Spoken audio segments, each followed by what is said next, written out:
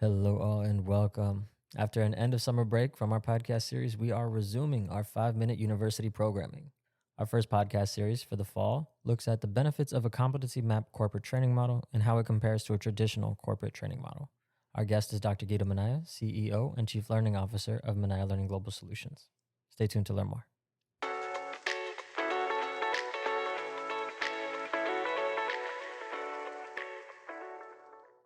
Hello, Dr. Minaya. I hope you had a great summer. It's hard to believe we are fast approaching the final quarter of the year now. Welcome back to the show. Thank you, Dario. Yes, and I'm glad the temperature here in Southwest Florida is starting to cool down some, and it's great to be back on the show with you. All right, let's start with a better understanding of what are some of the challenges learning and development leaders face now. What are your thoughts here? Yeah, well, there was just a great article in the Harvard Business Review, and one of the points shared is that if you think about the average half-life of skills is now less than 5 years. And in some fields, like tech fields, it's as low as 2.5 years. So if you think about it, the impact of that, the challenges that learning leaders face is just a rapidly changing environment for their companies. And in many cases, companies are even struggling to find enough staff for the work. I know in our own county here, we have, I think, 25,000 job openings. And as of a couple of weeks ago, there was 8,000 people looking for jobs. So that's a big challenge. But really from a L&D perspective, ensuring training programs align with the overall changing business goals and objectives of the organization, rapidly identifying and addressing skill gaps for future needs. There's always the issues of a limited budget and resources for employee training and development, and then ensuring employees are job ready in time and have the necessary skills for the roles. So it is a pretty challenging time for learning leaders to adapt to these rapid changes.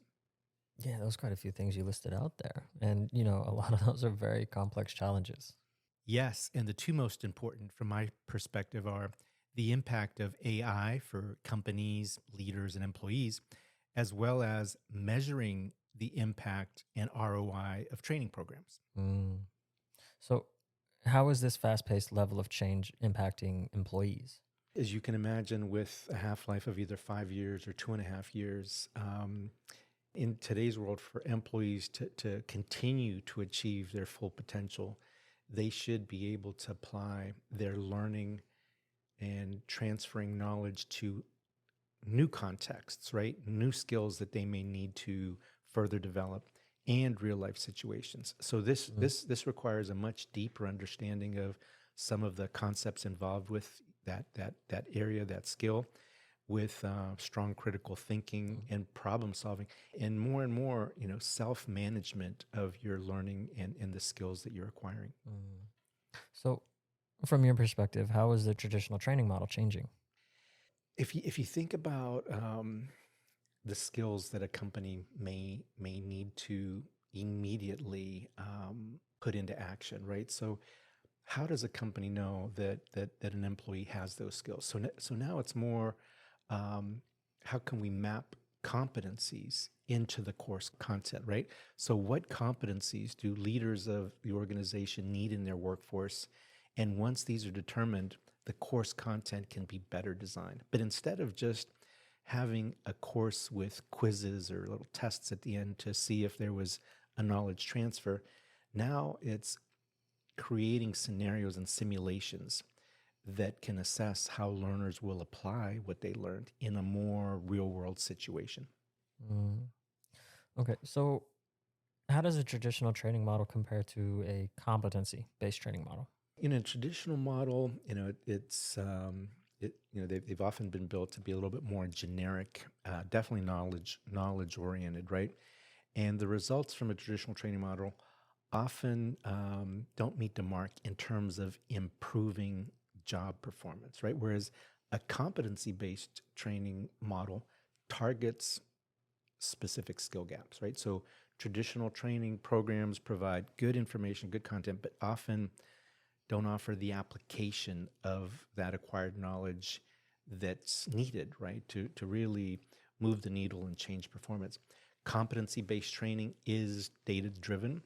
It's performance-based in real job situations. And this means that it focuses on the application of those skills rather than just on the acquisition of knowledge. So Mm. I think those are some of the key differences. Now, are there any other key differences? Well, I think if we think of how a traditional model can fare now, right? In the absence of skill proficiency based data, performance data, traditional training programs don't provide the skill development that an organization needs, right? Whereas competency-based training is designed or customized to meet the specific skill development requirement of an organization. So implementing customized competency-based training programs is a great way to ensure not only a positive return on investment, improved performance, and really, where the company needs to be, it facilitates that. So really, it's like shifting from creating learning objectives and your courses around the learning objectives, now mapping the competencies that the content would teach, and really that's the shift in the model. It's interesting to hear it put that way. Well, thank you, Dr. Minaya, for starting out this new series. In our next episode, we will hear more from Dr. Minaya on how a learning objective model differs from a competency map model. Until next time.